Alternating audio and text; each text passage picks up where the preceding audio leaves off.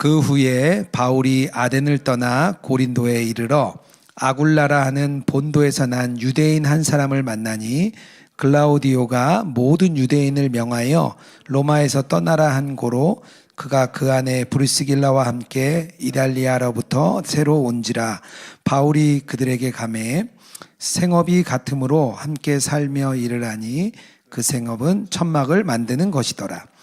안식일마다 바울이 회당에서 강론하고 유대인과 헬라인을 권면하니라. 실라와 디모데가 마게도냐로부터 내려오매 바울이 하나님의 말씀에 그리스도라 밝히 증언하니 그들이 대적하여 비방하거늘 바울이 옷을 털면서 이르되 너희 피가 너희 머리로 돌아갈 것이요 나는 깨끗하니라.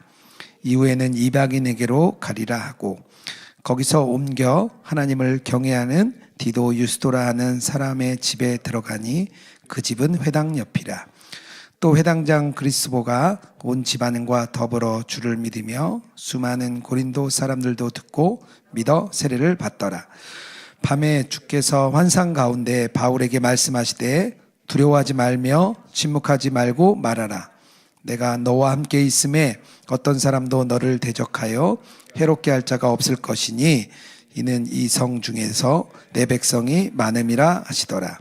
1년 6개월을 머물며 그들 가운데서 하나님의 말씀을 가르치니라.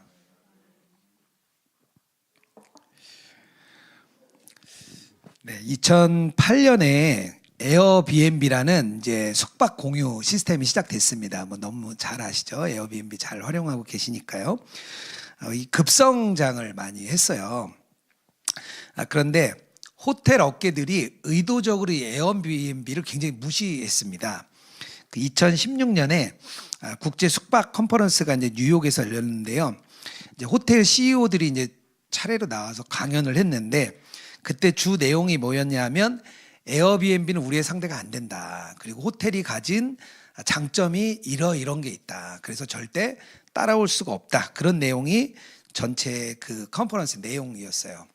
그런데 우리가 잘 아는 것처럼 에어비앤비가 2018년이 되면서요.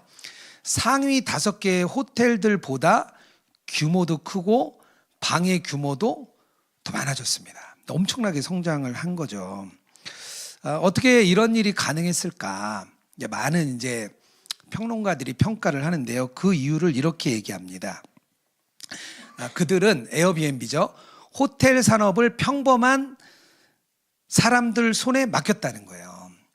대부분의 이제 호텔업을 하는 데들은 이제 주로 재벌들이거든요. 수천억 원을 모아서 땅을 사고 건물을 짓고 이렇게 할 때 에어비앤비는 스마트폰 한 대만 있으면 누구나 빈 방을 내놓을 수 있는 그런 시스템을 만든 거죠.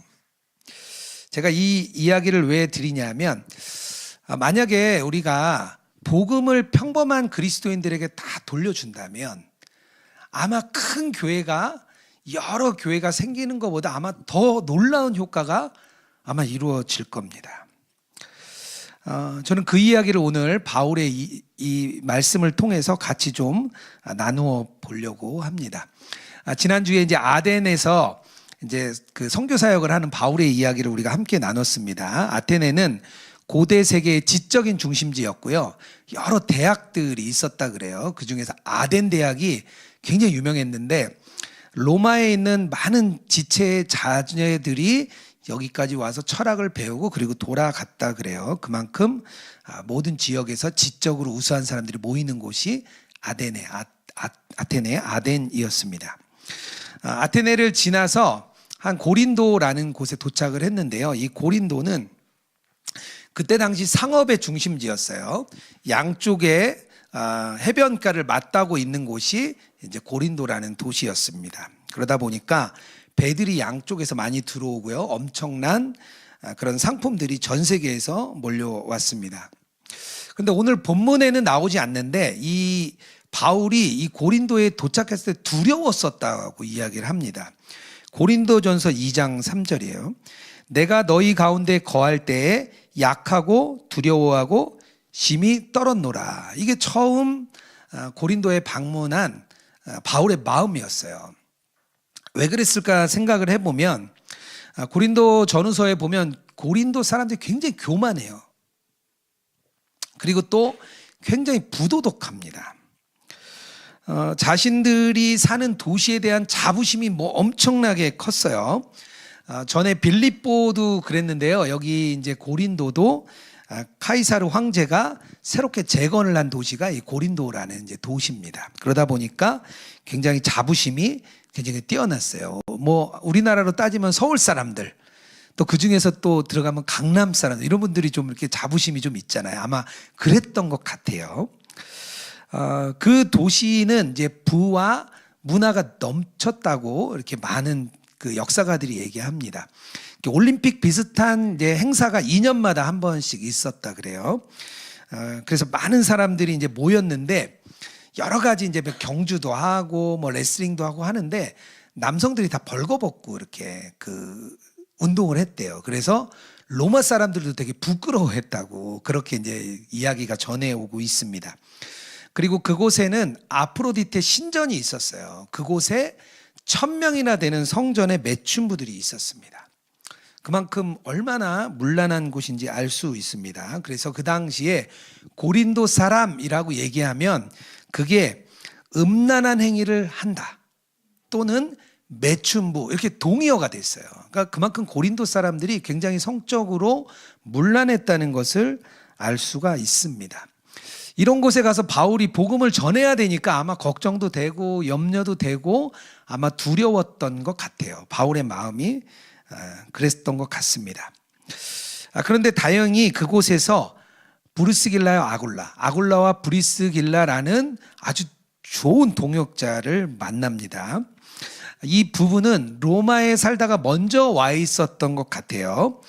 역사에 보면 우리 앞에도 나오죠. 글라우디오 황제 때 로마에 어떤 일이 있었냐면 유대인들과 그리스도교를 믿는 유대인들, 그 예수를 믿는 유대인들 안에 소동이 일어납니다. 그래서 황제가 쫓아내버려요. 그게 AD 49년 정도 됩니다. 그리고 나중에 이제 사도 바울이 이곳에 왔을 때 정확하게 날짜를 알 수가 없었는데요. 그 뒤에 내려가면 갈리오라는 총독이 나옵니다. 이 갈리오가 한 51년 전으로 이곳에 근무했던 총독으로 역사에 알려져 있습니다. 그러니까 보면 아마 브리스길라 아굴라 먼저 도착했고 그리고 아마 바울이 그곳에 온 것 같아요. 그리고 그때 쫓겨났다는 걸 보면 분명히 아굴라와 브리스길라는 그리스도인이었습니다. 그렇게 우리가 추측을 할 수 있습니다. 근데 더 좋았던 거는 뭐냐 하면 업이 같았어요. 업이 3절이죠. 생업이 같음으로 함께 살며 일을 하니 그 생업은 천막을 만드는 것이라. 그러니까 같이 일을 하면서 살았다고 나와요.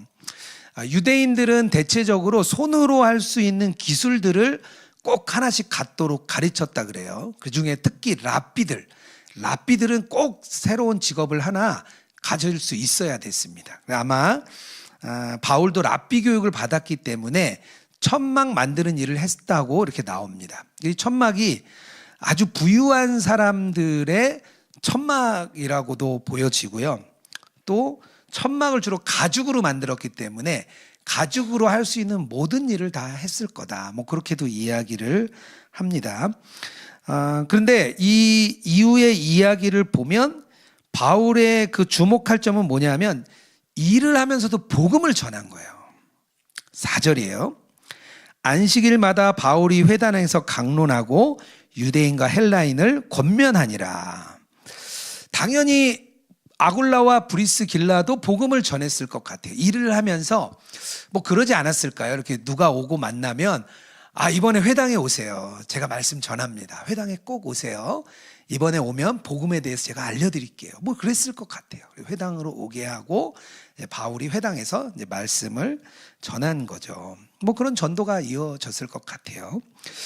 그래서 우리가 이 본문을 통해서 알 수 있는 첫 번째는 뭐냐면 우리의 일터가 선교지라는 거예요.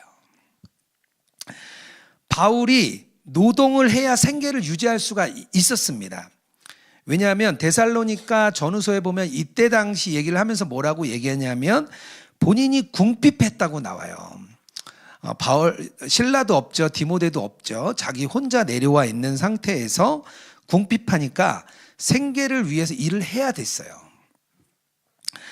하지만 생계를 위해서만 일한 게 아니라 얼마나 열심히 복음을 전했는지 그 열정이 유대인들의 저항을 일으킬 정도였습니다. 그만큼 일터를 선교지로 삼은 게 바울이에요. 우리가 일터를 이렇게 선교지로 삼을 때 조심해야 될 게 있는데요.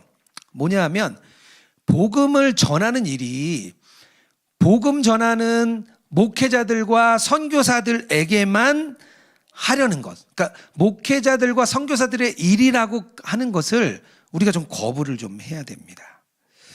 왜냐하면 성경은 그 인간이 하는 노동을 하나님을 섬기는 선한 일이라고 성경은 지속적으로 말을 하고 있습니다. 그런데도 우리 많은 성도님들이 어떻게 생각하냐 하면 내가 세상에서 하는 일은 영적으로는 별로 가치 없는 일이지만 그냥 세속적인 일을 어쩔 수 없이 한다고 생각하면서 시간을 보냅니다. 이걸 거부하라는 거예요.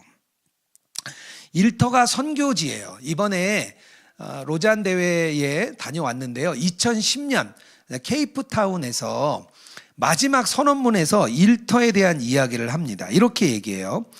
우리는 모든 신자들이 일상사역과 선교를 하나님이 불러 세우신 모든 일터로 받아들이며 이를 확증하도록 촉구한다.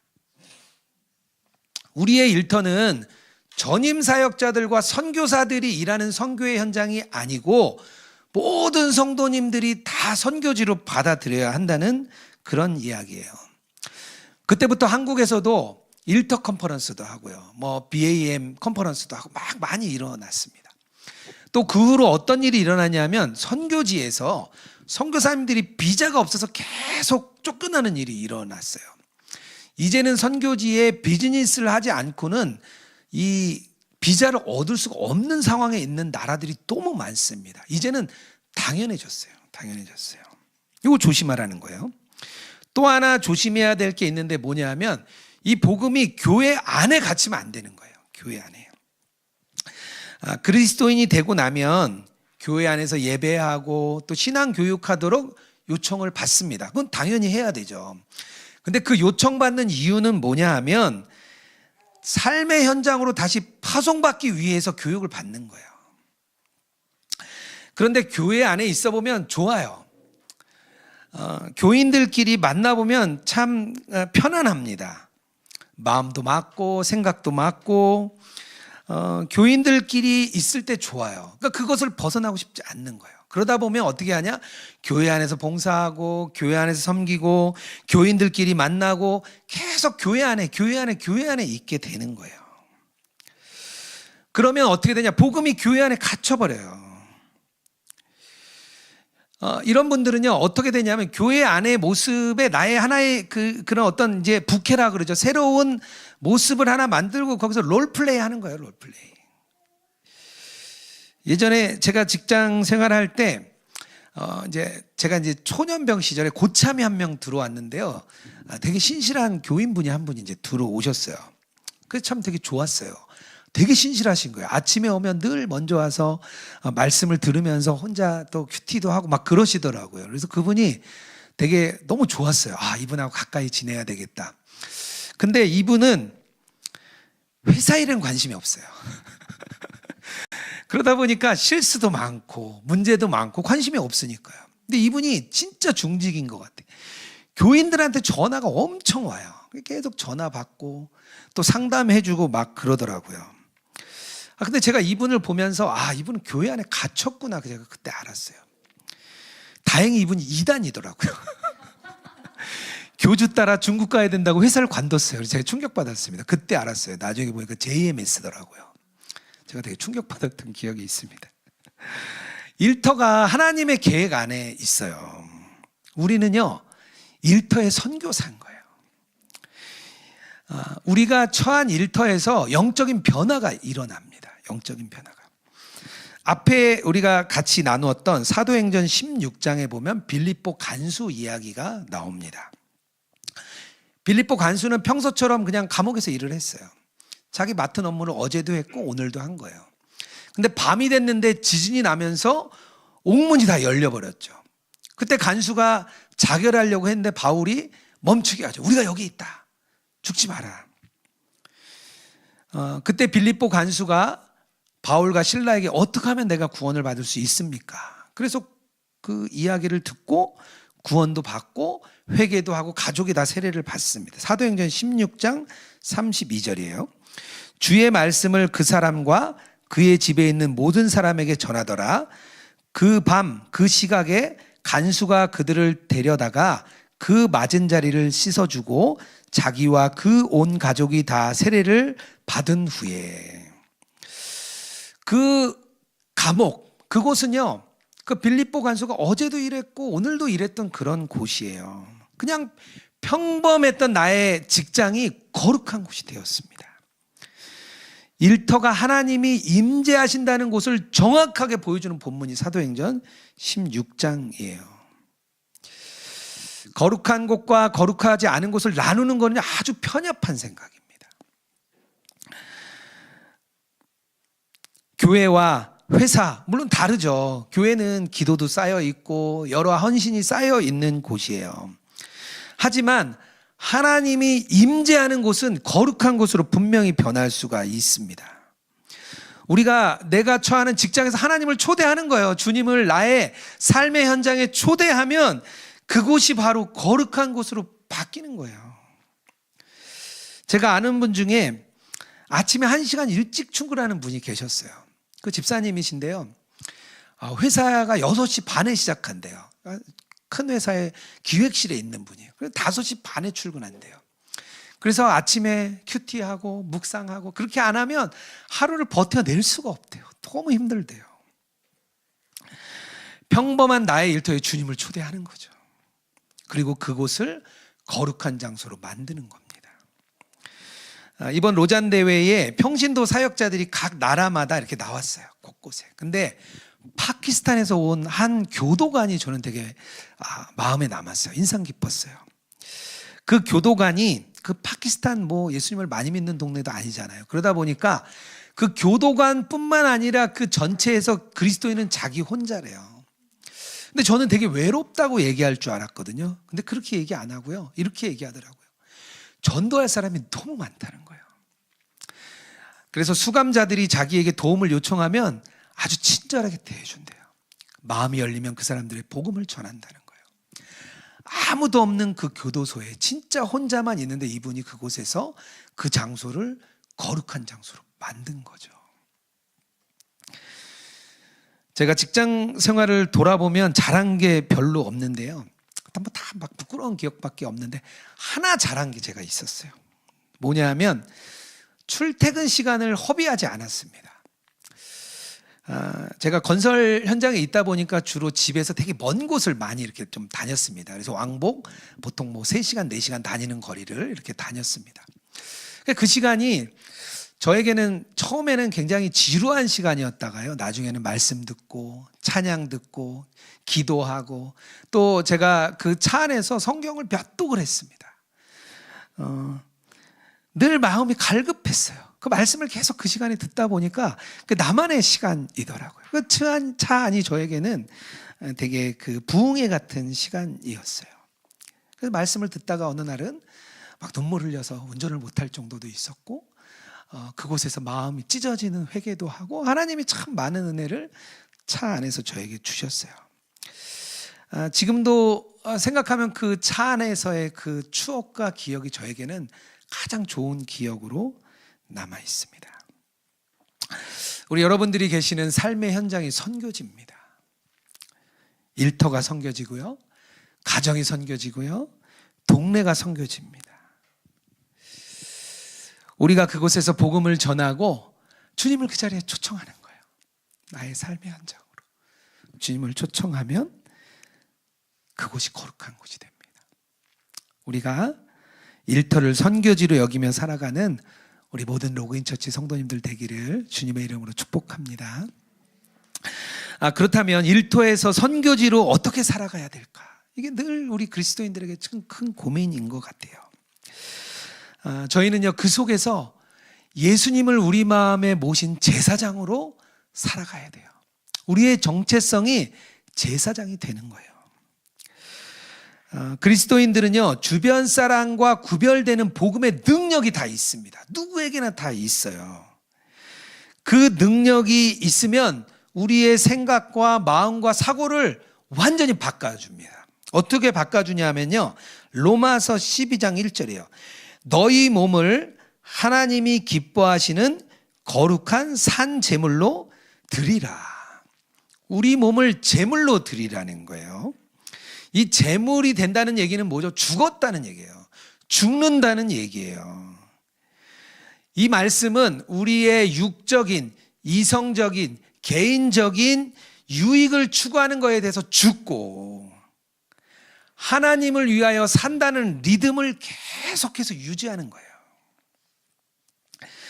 자기 몸을 산제물로 드리라는 것은 이 산제물의 롤모델이 누구냐면 예수님이에요. 예수님처럼 살자는 거예요, 우리가. 그게 가능한 이유는요, 사도행전 2장에 정확히 나와 있습니다. 오순절날 누구에게나 똑같은 성령을 주님이 우리에게 주셨어요. 자녀들과 젊은이들, 시니어들, 남종과 여종 모두가 똑같이, 목회자에게만 준 것도 아니고 선교사에게만 준 것도 아니고 장로님들에게만 준 것도 아니고 모든 성도가 똑같이 성령을 받았습니다. 그 능력을 우리가 받은 거예요. 모두가 같습니다. 우리가 제사장으로 사는 건 중재자가 되는 거예요. 중재자. 하나님과 이 세상의 중재자가 되는 거죠. 물론 중재자, 중보자는 예수님 한 분입니다. 그건 뭐 확실해요. 우리가 신학적으로는 예수님 한 분만 중보자입니다. 하지만 우리는 우리의 일터의 중보자로 다 우리가 부름을 받은 거예요. 세상 사람들은 하나님 알 수가 없어요. 만날 수가 없어요. 누굴 통해 만나는 거죠? 우리를 통해 만나는 거예요. 우리를 통해서. 직장의 현장에, 삶의 현장에 보난 우리를 통해서 우리가 예수님의 모습으로 그들을 만나주는 거거든요. 그래서 일터이자 우리의 삶의 현장이 최전선입니다. 최전선이 무너지면 어떻게 되냐? 전쟁은 지는 거예요. 일터가 실패하면 복음이 실패하는 거예요. 왜요? 최전선이거든요. 최전선이요. 성도들이 실패하면 그냥 끝나는 게 아니에요. 그 같은 나와 함께하는 바운더리에 있는 믿지 않는 사람들도 실패하는 거예요. 그래서 우리는 실패할 수가 없어요. 그래서 하나님이 우리에게 사명을 주신 겁니다. 중재자로, 중보자로.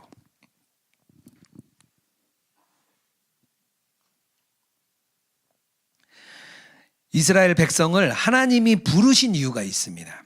출애굽기 19장 6절이에요. 너희가 내게 대하여 제사장 나라가 되며 거룩한 백성이 되리라. 너는 이 말을 이스라엘 자손에게 전할지니라. 왜 부르셨다고요? 제사장으로 부르신 거예요. 이스라엘을. 근데 이스라엘 사람들이 오해를 했어요. 자기를 빼고 이방인은 다 죽어야 되고 다 지옥에 가는 불쏘시개로 앓은 거예요. 근데 그게 아니라고 얘기를 하잖아요. 말씀을 읽어 나가다 보면 하나님이 뭐라고 얘기하냐면요, 내 딸 바빌로나, 내 딸 에도마. 이방인들도 하나님이 사랑하세요. 그게 막 느껴집니다. 루터가 종교개혁을 하면서 가장 중요하게 생각했던 부분이 있는데요, 성도들의 마음입니다. 성도들의 마음의 생각을 바꿔주고 싶었어요. 당시 카톨릭 교회는 이 땅에 임한 하나님 나라를 교회로 봤습니다. 교회가 하나님 나라였어요. 이 땅의 하나님 나라. 그래서 교회를 위해 일하고 교회 안에서 일을 해야만 하나님의 일을 하는 거였습니다. 그러니까 교회 일, 하나님의 일을 하는 사람은 정해진 거죠. 수도사, 신부, 수녀, 사제들만 하나님 일을 하는 사람들이었어요. 나머지는 그냥 천박한 일이지만 먹고 살아야 되니까 어쩔 수 없이 하는 일이라고 다 생각을 했습니다. 누구나 다 그렇게 생각을 했어요. 그래서 신부들, 주교들만 하나님의 제사장이고 중재자라고 불렀어요. 그리고 나머지 성도들을 낮춰 부르는 말로 뭐라고 얘기했냐면 평신도라고 불렀어요. 그래서 사실 평신도라는 표현은 좋은 표현은 아니에요. 성도라는 표현이 좋은데 우리는 이미 뭐 평신도를 깨운다, 뭐 평신도 사역 해가지고 이제 문화화됐기 때문에 크게 이야기는 안 하는데, 사실 평신도라는 말은 사제들이 일반 성도들을 낮춰 부르는 말이었습니다. 루터가 고린도 전서 7장을 강해하면서 이렇게 얘기합니다. 부르심이라는 단어를 직업으로 해석을 해요. 모두의 직업이 하나님의 부르심이다. 그것을 강조하고 싶었던 거죠. 그렇게 이렇게 얘기합니다. 크리스천이라면 누구나 진정으로 신령한 직분을 가졌으며 직무의 종류가 다르다는 것 말고는 아무런 차이가 없습니다. 차이가 없다는 거예요. 그런데 우리가 제사장으로 과연 살아갈 수 있습니까? 우리 삶을 보면 너무 실패가 많아요. 대부분 다 실패했죠. 그리스도인답게 살고 싶었는데 우리는 다 실패했어요. 이제는 안 될 것 같아요. 나도 그렇게 살고 싶었죠. 근데 안 됐어요. 하지만 이제 가능합니다. 왜요? 예수님이 우리 안에 오셨고 우리와 동행하시기 때문입니다. 주님이 우리가 제사장으로 살아갈 수 있는 힘을 주기 위해 우리 안에 정확히 오신 거예요. 우리 마음을 성전이라 부르시고 우리가 그 예수님을 성전 삼아서 우리가 제사장으로 살아가는 거예요. 우리 힘이 아니죠. 주님의 힘이죠. 하나님이 하시는 거죠. 예수님이 하시는 거죠. 우리는 주님이 하실 수 있도록 우리를 내어드리는 거예요. 로잔대회 목요일 날 저녁에 한국교회의 12돌이라는 제목으로 한국교회를 소개하는 시간이 있었습니다. 많이들 보셨죠? 혹시 못 보셨다면 퐁당이라는 앱을 깔면 거기 이렇게 볼 수 있더라고요. 한번 깔아서 꼭 보시면 좋을 것 같아요. 유기성 목사님이 주인공은 아닌데 처음과 끝에 나오시더라고요. 처음 소개하고 끝에 소개했어요. 근데 너무 멋진 한 편의 역사 뮤지컬이었어요. 전 세계 사람들이 일어나서 막 기립박수를 쳤어요. 근데 제가 이걸 보면서 깨달은 게 하나 있었습니다. 목회자들 대상으로 또 한국교회를 대상으로 10년 정도 사역을 하다 보니까 사실 마음에 그런 어려움이 있었습니다. 뭐냐 하면 한국교회는 앞으로도 어렵다. 한국교회는 쉽지 않겠다. 과연 한국교회가 회복될 수 있을까?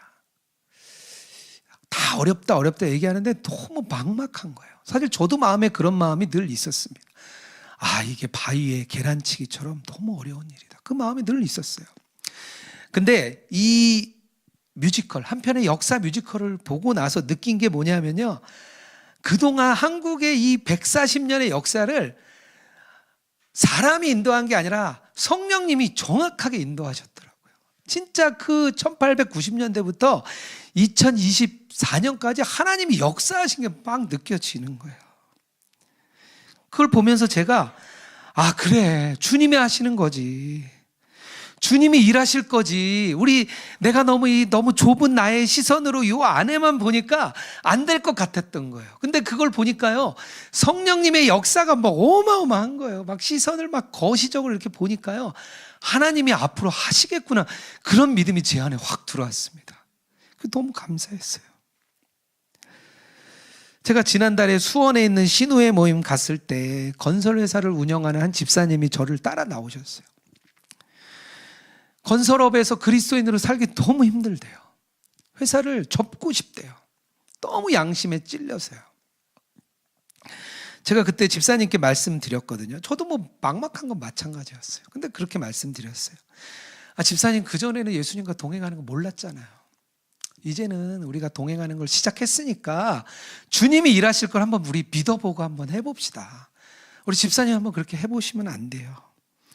그렇게 막연하게 얘기하고 저도 왔어요. 근데 그때 이 두 가지가 생각이 나면서 주님이 일하시겠구나. 우리가 늘 넘어지고 무너지는 것 같지만 우리가 정말 예수님 우리 안에 모시고 주님과 동행하며 산다면 정말 주님이 일하시겠구나. 그게 제 안에 믿어졌습니다. 하나님은 승리의 하나님이시거든요. 제가 요즘 그런 마음을 생각을 많이 해요. 제가 직장 생활할 때 예수님과 동행을 너무 좀 잘 알았으면 얼마나 좋았을까. 나도 승리하는 삶을 살 수 있었을 텐데, 그런 마음이 굉장히 많이 들어요. 그래서 특히 신우회에서 부르면 막 언제든지 갑니다. 작든 크든 상관하지 않고 신우회 모임에서 요청해 오면 막 어디든 가요. 지난번 수원에 갔다 와서 직장인 선교연합회라는 곳과 연결이 잘 됐어요. 근데 이분은 꼭 월요일날 저녁에 꼭 부르시더라고요. 근데 괜찮아요. 마음이 기뻐요. 그냥 제가 직장인들의 마음을 잘 아니까 그냥 어떻게 하면 도와줄 수 있을까, 그냥 결국에는 뭐 주님과 동행하는 거 알려주는 거죠. 특히 우리 로그인 처치가 해야 될 일이 있습니다. 온라인상에 방황하는 분들을 위해서 우리가 중재자가 되어 주어야 돼요. 이 온라인 세상의 사람들을 위해서 우리가 중보자가 되어주고 우리가 기도자가 되어주어야 됩니다. 하나님이 우리를 온라인 교회로 묶어주신 이유겠죠. 그래서 양육해 주시는 것도 너무 감사하고, 또 한 분 한 분 이렇게 섬겨주시는 게 너무 참 감사합니다. 일터에서 예수님을 우리 마음에 모신 제사장으로 살아가는 저와 여러분 되기를 주님의 이름으로 축복합니다. 마지막으로 일터에서 그리스도인으로 살아가는 성도들, 이 성도들에게 주시는 말씀이 있는데요. 뭐냐면 위로입니다. 위로. 처음에 제가 말씀드린 것처럼 사도 바울이 두려워하고 심히 떨었다 그래요. 생각해보면 당연하겠죠. 마게도냐로 건너오자마자 계속 도망갔죠. 매 맞았죠. 감옥에 갇혔죠. 또 도망했죠. 또 아덴이라는 곳에 갔더니 사람들이 냉소적이죠. 그런 상태에서 고린도까지 왔어요.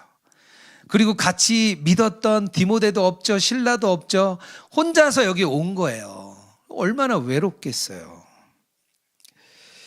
그런 마음이었던 것 같아요. 그때 하나님의 첫 번째 위로는 브리스길라와 아굴라를 만난 겁니다. 신실한 복음의 동역자. 바울이 그들을 나중에 이렇게 표현합니다. 내 목숨을 살리기 위해 자기들의 목숨을 내놓은 사람들. 그리스도 예수 안에서 나의 동역자. 이렇게 이야기합니다. 그 브리스길라와 아굴라를 얘기해요. 뒤쪽에 가면 에베소에서 아볼로를 만나가지고 그를 막 가르칩니다. 그 정도로 복음에 대해 준비도 잘 된 사람들이에요. 제가 예전에 의왕 쪽에 있는 택지 현장에서 근무한 적이 있었습니다. 근데 한 10년 정도 지났을 때예요. 건설 회사에 근무한 지. 진짜 한 명도 그리스도인다운 그리스도인 만나본 적이 없었어요. 직장에서 정말 삶을 나누고 은혜를 나눈 사람 한 번도 못 만났어요. 그래, 그런 사람 만나는 게 꿈이었습니다. 근데 그때 발주처의 감독이셨던 분이 장로님이셨어요. 수원에 있는 시은소라는 교회의 장로님이셨습니다. 그분이 너무 신실한 분이었어요. 그분은 진짜 좋은 학력을 가졌는데 뭐 골프도 안 치고 또 모임 안 나가고 하니까 계속 이렇게 직장에서는 승진을 못 하셨어요. 평사원으로 오래 계셨어요. 그런데도 그걸 하나도 부끄러워하지 않으시고 믿음으로 살아가는 너무 멋진 분이었어요. 그분과 함께 3년을 같이 했어요. 둘이서 얼마나 행복했는지 몰라요. 나도 이제 나중에 이런 그리스도인이 돼야 되겠다. 나도 나중에 이런 멘토가 되어서 다음 사람들에게 이런 얘기를 해줘야 되겠다. 제가 그때 뭘 하고 싶은 게 있었는데요. 저를 부르더니 그랬어요. 홍 집사 그거 하지 마. 그거 하면 세상 사람들 똑같이 돼. 저한테 그런 얘기를 해주셨어요. 그래서 그분의 말을 듣고 저도 하려고 했더니 포기했습니다. 좋은 분이시죠. 그런 사람을 만나면 너무 위로죠. 마음에 맞는 우리 동역자들. 또 하나의 위로는요. 디모데와 실라가 다시 합류한 거예요. 5절에 보면 실라와 디모데가 마게도냐로부터 내려오매 바울이 하나님의 말씀에 붙잡혀 유대인들에게 예수는 그리스도라 밝히 증언하니. 둘이 합류했는데 바울이 말씀에 붙잡혔다고 나옵니다. 왜 그러냐 하면 디모데는 데살로니가의 교회에 있다가 돌아왔습니다. 이거 나중에 데살로니가서에 나와요. 실라는 정확히 나오진 않는데 빌립보 교회에서 온 것으로 보입니다. 한 명은 데살로니가 교회에서 오고 한 명은 빌립보 교회에서 왔어요. 이렇게 얘기합니다. 데살로니가 전서 3장 7절에서 8절이에요. 이러므로 형제들아, 우리가 모든 궁핍과 환난 가운데서 너희 믿음으로 말미암아 너희에게 위로를 받았노라. 그러므로 너희가 주 안에서 굳게 선즉 우리가 이제는 살리라. 기쁜 소식을 전해준 거죠. 그 얼마 안 된 교회들 안에서 하나님의 말씀으로 살아가는 기쁜 소식을 들으니까 막 바울이 힘이 난 거예요. 그리고 말씀에 붙잡힌 거죠. 저희가 오프라인으로도 끝나면 이렇게 나눔을 가집니다. 그리고 또 온라인에서도 오시는 분들이 우리가 나눔을 가져요. 지난주에 우리 한 성도님이 등록 안 하셨다가 계속 기다리셨다 그랬죠. 오늘 이렇게 좀 주소로 꼭 들어오시면 좋겠습니다. 저희가 나눔을 하거든요. 서로의 은혜를 공유하는 거예요. 나의 은혜를 흘려보내고 다른 사람의 은혜를 흘려받는 겁니다. 은혜가 서로 막 흘러가는 거예요.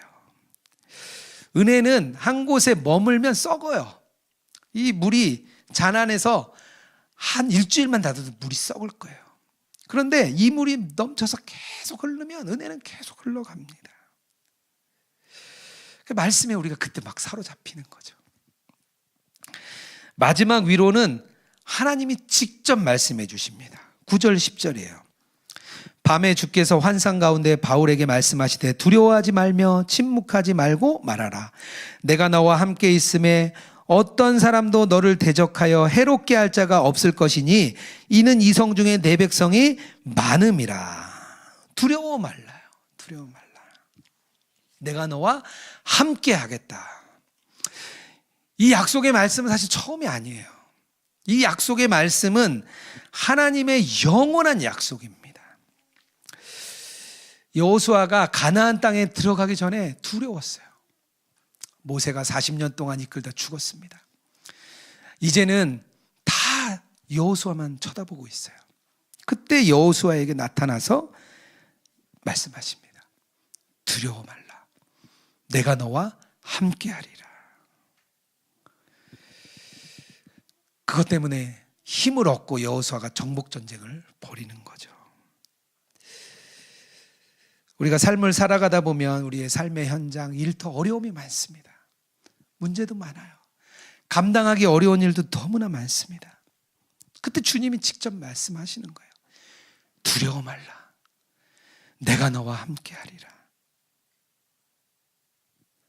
왜 그곳에 둡니까? 왜 그 어려운 곳에 우리를 어려운 데 둡니까? 오늘 말씀에 의하면 하나님의 백성이 많다는 거예요. 하나님의 백성이. 우리가 그들의 구원의 통로가 되어줘야 되니까 어려운 곳에 두는 거예요. 사도 바울이 그 힘입어서 1년 6개월을 더 있습니다. 이 고린도 지역에 1년 6개월이라는 시간을 있으면서 복음을 전합니다. 이 고린도 교회는 후대에 영원히 남는 아주 큰 역할을 하게 됩니다. 예루살렘 교회가 어려울 때 또 연보를 해줘요.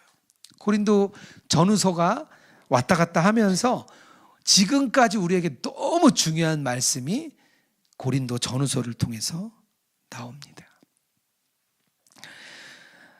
오늘 삶의 현장을 살아가는 우리 그리스도인에게 주시는 주님의 말씀입니다.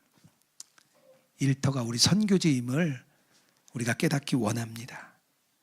그리고 그곳에서 우리는 제사장으로 살아갑니다. 예수님을 우리 안에 모신 그런 제사장입니다. 아무리 힘들고 어려워도 주님은 위로해 주실 것입니다. 놀라워 말라, 두려워 말라, 내가 너와 함께 하리라. 일과 신앙이 분리되는 것이 아니라 하나가 되는 삶, 그런 삶을 경험하는 우리 로그인처치 모든 성도님들 되기를 주님의 이름으로 축복합니다. 이 시간 주를 위한 이곳에 같이 좀 찬양하고 우리의 예물도 주님 앞에 올려드리겠습니다. 우리 찬양하겠습니다.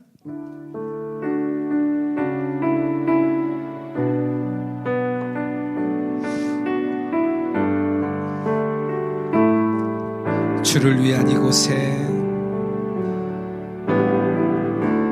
주를 위한 이곳에 예배하는 자들 중에 그가 찾는 이 없어, 그가 찾는 이 없어 주님께서 슬퍼하시네. 주님이 찾으시는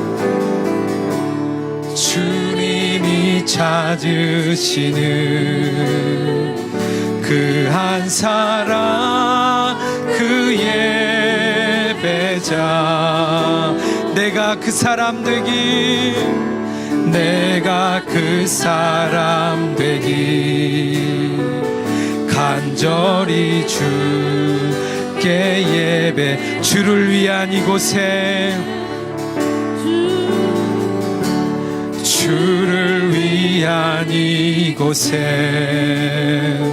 예배하는 자들 중에 그가 찾는 이 없어 그가 찾 주님께서 슬퍼하시네. 주님께서 슬퍼하시네. 주님이 찾으시는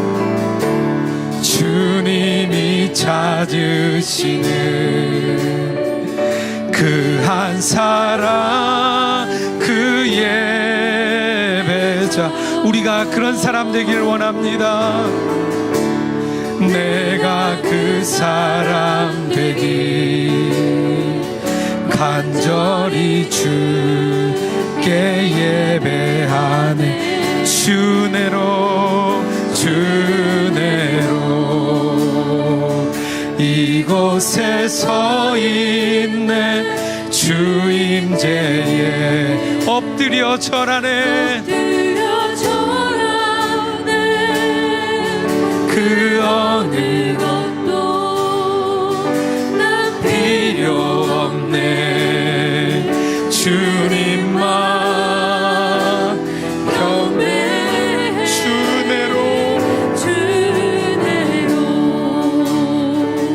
이곳에 서 있네. 주 임재에 엎드려 절하네.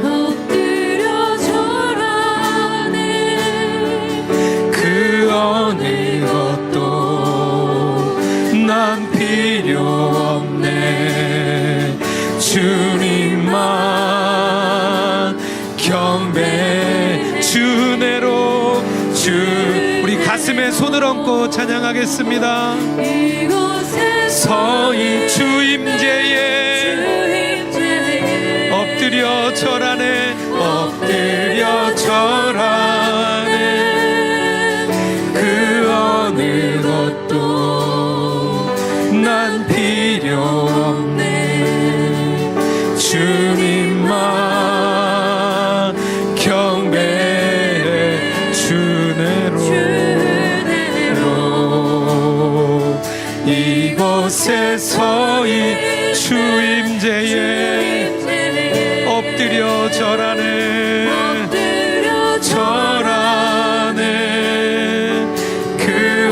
나는 필요 없네. 난 필요 없네. 주님만 경배해. 이 시간 우리의 결단을 드리며 기도하기 원합니다. 복음 전파는 전임 사역자들과 선교사들의 것이 아닙니다. 우리 일터, 우리의 삶의 현장이 우리의 선교지입니다. 우리 모든 성도님들은 주님이 이 땅으로 파송하신 선교사입니다. 우리에게 맡겨주신 놀라운 사명임을 우리가 선포하게 하여 주시옵소서. 특별히 우리가 일터에서 우리의 삶의 현장에서 예수님을 우리 마음에 모신 제사장으로 살기 원합니다. 우리 자신을 돌아볼 때 우리는 실패하고 넘어지지만 주님 바라볼 때 우리는 승리합니다. 주님이 이끌어 주십니다. 주님이 승리하게 하실 것입니다. 우리는 승리합니다. 우리 이 시간 주여 한번 외치고 기도하며 나가겠습니다. 주여 하나님 아버지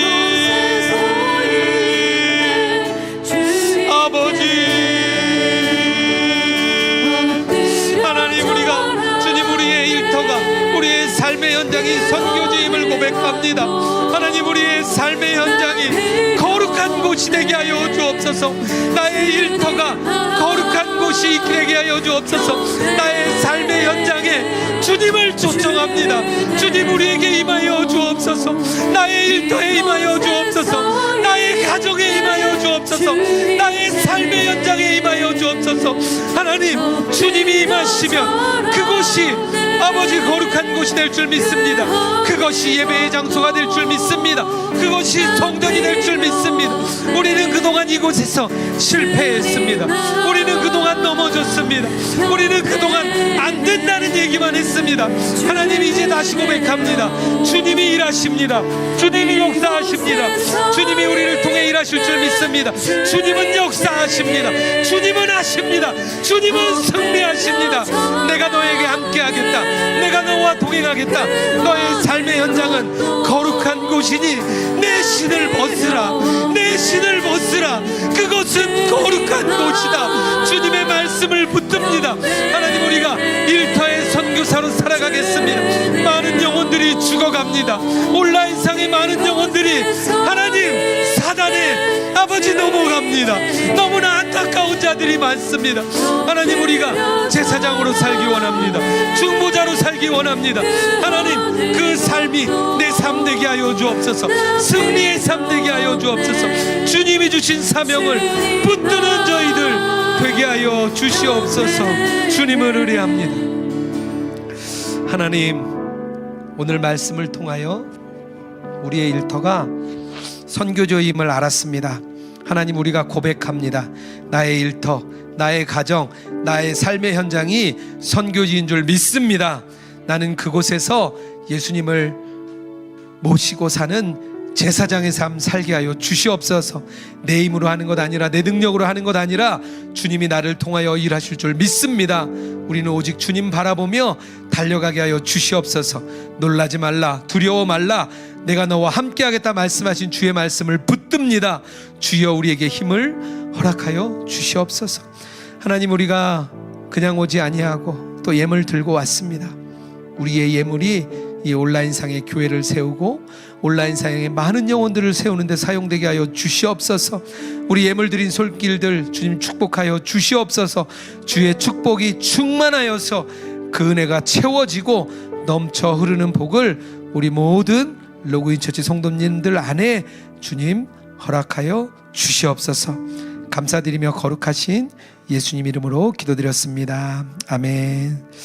네, 우리 다 일어나셔서 우리 파송의 찬양 나를 통하여 올려드리겠습니다.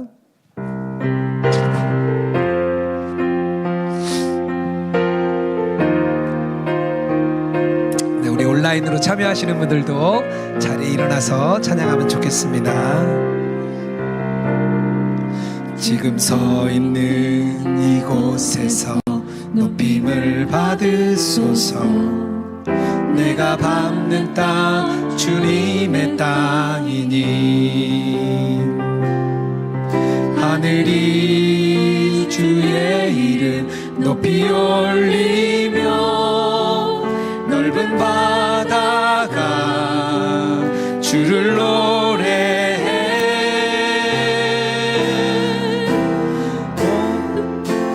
모든 만물 주를 경배해. 모든 입술 주를 찬양해. 천지를 만드신 만물의 통치자 높임을 받으소서. 내 평생에 주의 이름 높이며 어느 곳에 서든지 주님을 예배하리라. 내가 밟는 모든 땅 아버지의 영광을 선포되야 하리. 찬양하며 주님을 예배할 때 하늘 가득한 주의 영광 보리. 나를 통하여 통하여 내 입술을 인하여 주의 이름 높임을 받으소서. 나를 통하여 나의 입술을 인하여 주의 이름 높임을 받으소서. 기도하겠습니다. 이제는 우리 주 예수 그리스도의 은혜와 하나님 아버지의 사랑과 성령의 교통하시고 동행하심이 이 땅을 일터를 선교지로 생각하고 또 그곳에서 제사장으로 살아가기 원하는 우리 로그인 처치 모든 성도들과 온라인상의 주의 백성 위에 이제부터 영원토록 함께 하시기를 축원하옵나이다. 아멘.